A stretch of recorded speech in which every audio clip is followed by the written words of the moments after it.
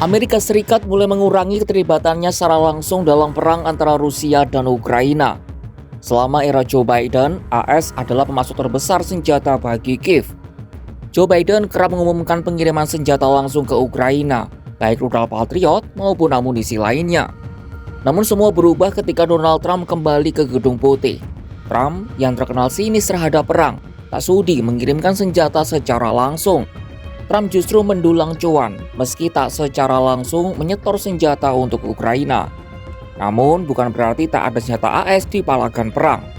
NATO seolah jadi kantor pos yang mengirim senjata bikinan AS ke Zelensky, tentu dengan syarat khusus. Apa yang sebenarnya direncanakan AS dan NATO? Bagaimana strategi yang dilakukan negara-negara Eropa NATO dalam mengirim senjata ke medan perang Ukraina-Rusia? Simak dalam video berikut.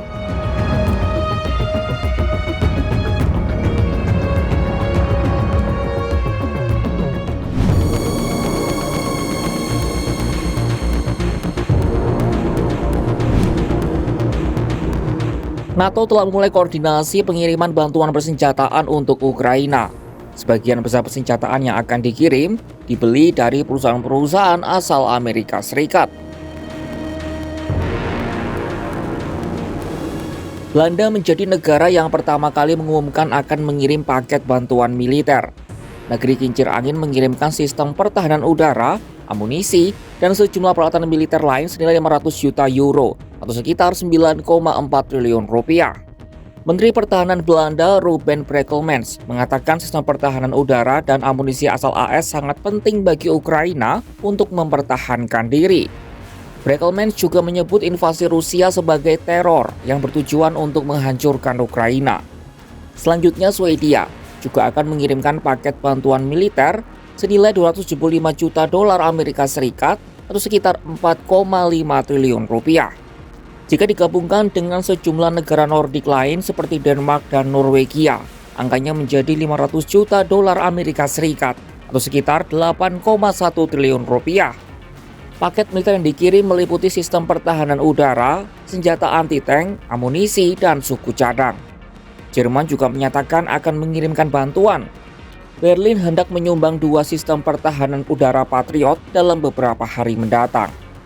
Jerman menyetujui langkah ini setelah mendapat jaminan bahwa AS akan memprioritaskan pengiriman Patriot baru ke Jerman untuk mengisi kembali persediaannya. Sistem rudal Patriot memang hanya dibuat di Amerika Serikat. Presiden Ukraina Volodymyr Zelensky mengucapkan terima kasih terhadap dukungan NATO. Ia menyebut bantuan ini akan melindungi Eropa dari teror dilancarkan oleh negeri beruang merah. Adapun senjataan yang akan dikirimkan ke Kiev itu berupa sejumlah tank tempur, rudal anti-tank, drone hingga sistem anti-serangan, serta sejumlah kendaraan taktis. Sebagian besar alutsista dan amunisi itu merupakan buatan Amerika Serikat, serta beberapa negara NATO seperti Belanda, Jerman, hingga Turki. Institut Kiel yang melacak bantuan persenjataan untuk Ukraina memperkirakan negara-negara Eropa telah mengirim bantuan militer sebesar 83 miliar dolar Amerika Serikat atau sekitar 1.300 triliun rupiah. Jumlah itu merupakan akumulasi sejak invasi dimulai pada Februari 2022 hingga Juni 2025. Saat awal perang, NATO tidak mengirimkan persenjataan. Bantuan yang diberikan berupa seragam, tenda, pasukan medis, serta dukungan logistik. Lalu bagaimana dengan Amerika Serikat? Apa yang terjadi sehingga mereka mengurangi dukungan secara signifikan kepada Kiev?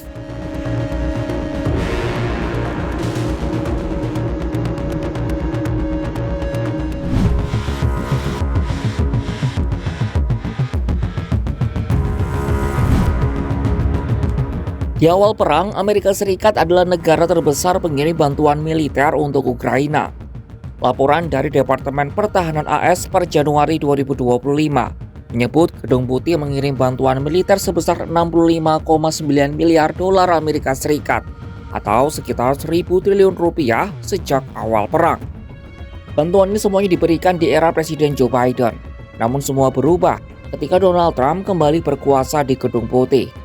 Trump mengancam akan mengurangi bantuan militer untuk Ukraina jika tidak mendapat imbalan apapun dari miliaran dolar AS bantuan yang telah dikirimkan.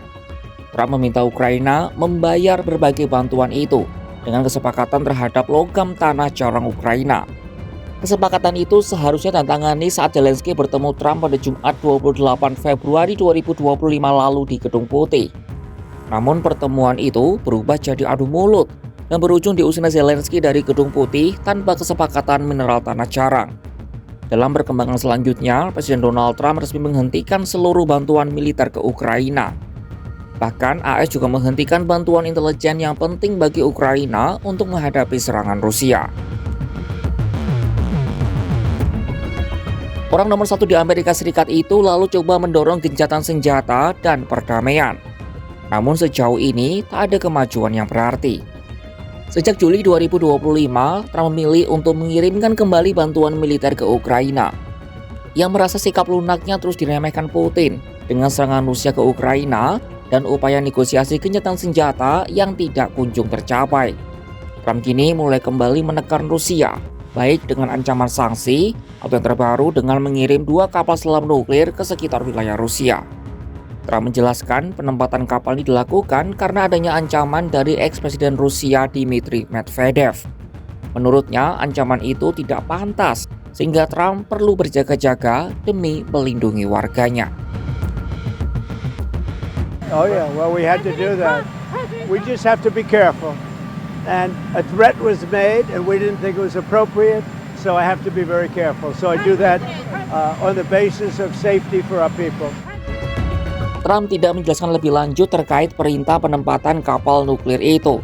Ia hanya menambahkan bahwa utusannya Steve Witkoff sedang menuju Rusia untuk mendesak Moskwa agar mau menyetujui kesepakatan gencatan senjata dengan Ukraina.